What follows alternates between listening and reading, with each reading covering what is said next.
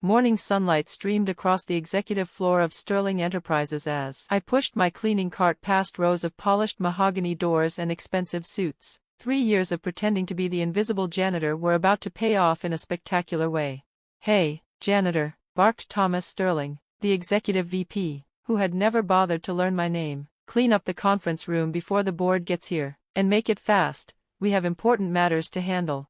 Important matters like the mysterious investor quietly buying up company shares through shell corporations, the same investor they'd be meeting in exactly 1 hour. "Right away, sir," I replied, hiding a smirk. Beneath my maintenance uniform was a custom Brioni suit worth more than Thomas's prized sports car. "Don't touch anything on the table," his sister Victoria added sharply, striding past in her Louboutins. "Those documents are worth more than your entire annual salary." If only she knew those papers outlined the full transfer of Sterling Enterprises to its new owner, me, the janitor they'd belittled for years while I secretly bought their empire piece by piece.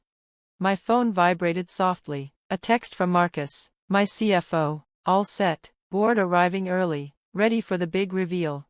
I glanced at the Sterling siblings, who were still gloating about their bright future, a future they wouldn't be part of after today. "Tell Angela to bring up the final documents," I texted back. Angela, my legal head, had been posing as a junior secretary, gathering evidence of every shady move the Sterlings had made.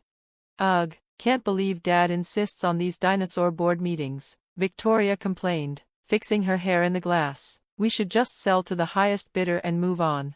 Thomas scoffed, "As long as it's not that mystery buyer everyone keeps whispering about, probably some clueless tech brat who doesn't get real business." Real business, like the global empire I'd built while pushing a mop through their hallways, an empire that had quietly acquired every venture they dismissed as unworthy. "Mr. Sterling," Angela said, stepping forward with practiced poise, "the board members have arrived. Should I show them in?" Thomas adjusted his tie. "Yes, but get the janitor out first. We don't want the board to see the help." The help, if only they knew that every cleaner, every assistant they looked down on was reporting to me these past 3 years. "Of course, sir," Angela nodded. As I moved toward the door, she leaned in and whispered, "Everything's ready, boss." I smiled, picturing my security teams quietly taking their positions throughout the building. "Tell Marcus to start the transfer. It's time." The board shuffled in, old money, new money, all unsuspecting. They had no idea the janitor they ignored for years was about to become their new leader. "Where's this mystery buyer?" Thomas snapped as he scanned the room. "Dad hates delays." "Oh, they're here," Angela replied calmly, glancing at her tablet, "just finishing up a little cleaning." I stepped into an adjacent room and peeled off the janitor uniform, revealing my tailored suit. 3 years of patience, of letting them think I was nobody, had brought me to this moment. My phone buzzed again. "Marcus, stock transfer finalized. You now hold 51% of Sterling Enterprises. Showtime." "Everyone accounted for?" Thomas's voice carried through the door. "Almost," Angela said coolly. "We're just waiting for the new majority shareholder."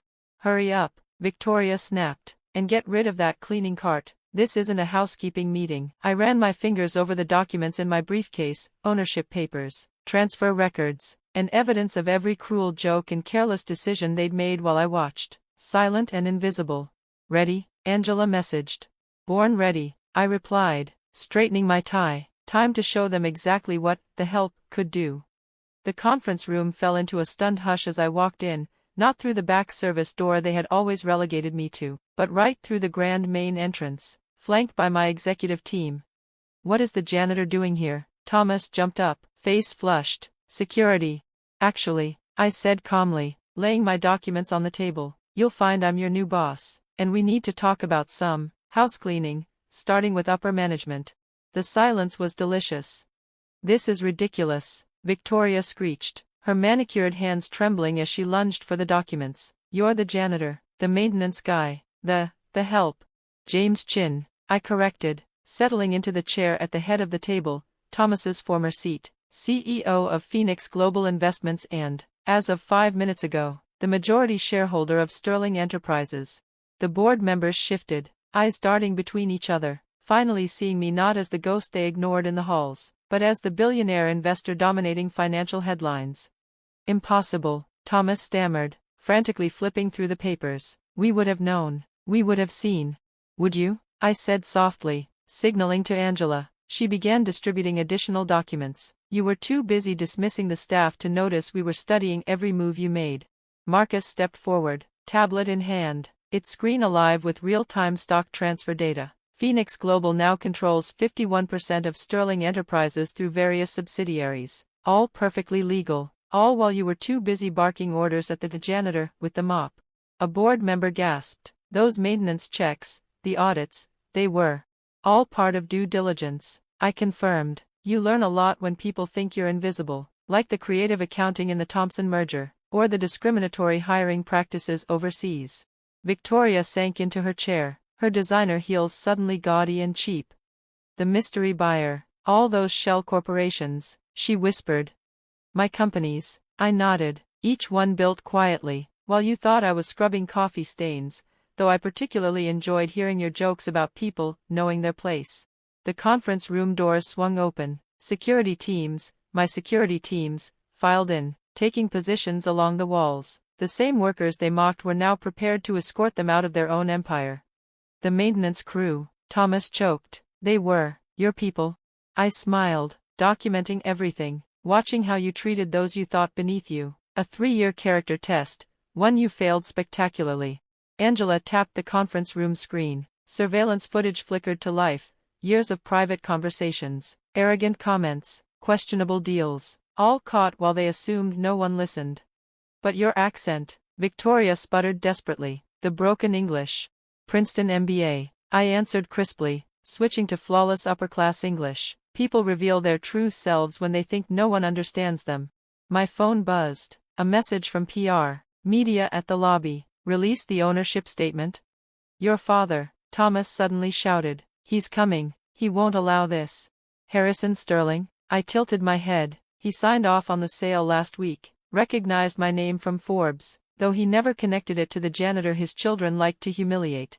Color drained from their faces as the doors opened again. Harrison Sterling entered, not furious, but resigned.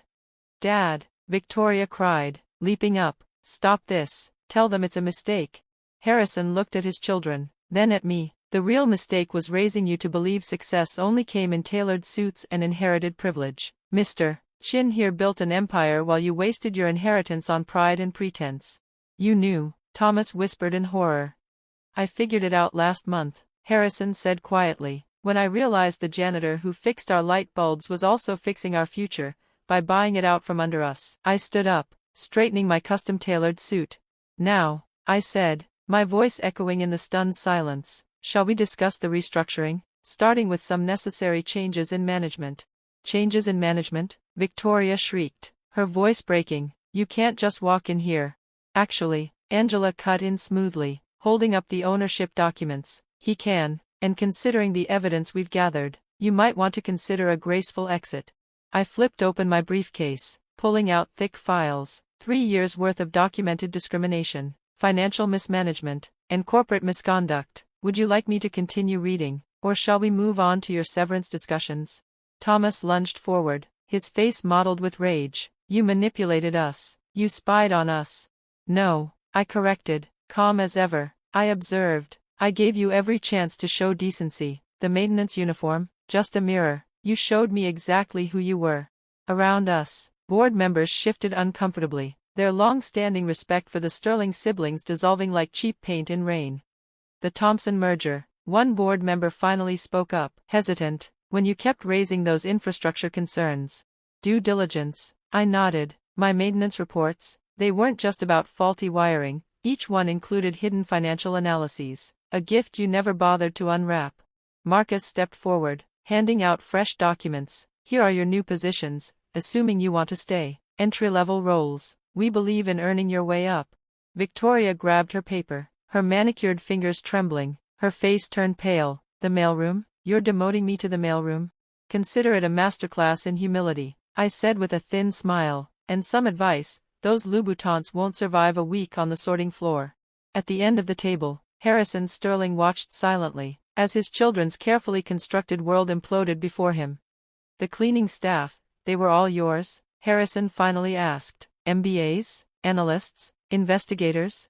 I met his gaze. Exactly, Talent is everywhere if you're willing to look past appearances. Your children's arrogance, perfect training material for our internal leadership seminars.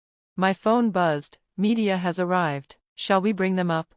I stood, buttoning my jacket with deliberate calm. Shall we proceed with the press conference, or would you prefer I share those surveillance recordings first? Thomas and Victoria exchanged terrified glances. They knew their public image wouldn't survive a single leaked clip. Angela laid down the final set of contracts, non-disclosure agreements, severely reduced positions, full transfer of executive authority. One by one, they signed, even Thomas, his hand trembling, as he surrendered his corner office for a windowless basement desk. Oh, and Victoria, I added as she turned toward the door, the conference room needs to be cleaned before the press arrives. Consider it your first assignment. The media storm that followed was nothing short of electric. Billionaire investor reveals 3-year undercover takeover. Sterling siblings overthrown by their own janitor. The headlines screamed across every major outlet. That evening, after the final journalists had left and the last bewildered executive stumbled out, I stood in my new office, Thomas's old kingdom, staring out at the city lights. To Karma, Marcus said, raising a glass of champagne, and to the greatest long game I've ever seen. Angela stepped in, handing me the final transition reports. The teams are in place, new policies are rolling out, and, for your amusement, Victoria is currently attempting to clean the conference room in her designer outfit. Send her a proper maintenance uniform, I said, grinning. Make sure it's extra scratchy, she always did complain about those. My phone buzzed one last time, a message from Harrison Sterling. You taught them a lesson they'll never forget. Thank you. I handed the phone to Marcus, who laughed out loud. Think they'll finally learn not to judge someone by their uniform? They will, I said, picking up the maintenance badge I had worn for 3 long years. I turned it over in my hand, feeling its weight, and I think I'll keep this, as a reminder that the most powerful person in the room is often the one no one even notices. To be continued in the epilogue.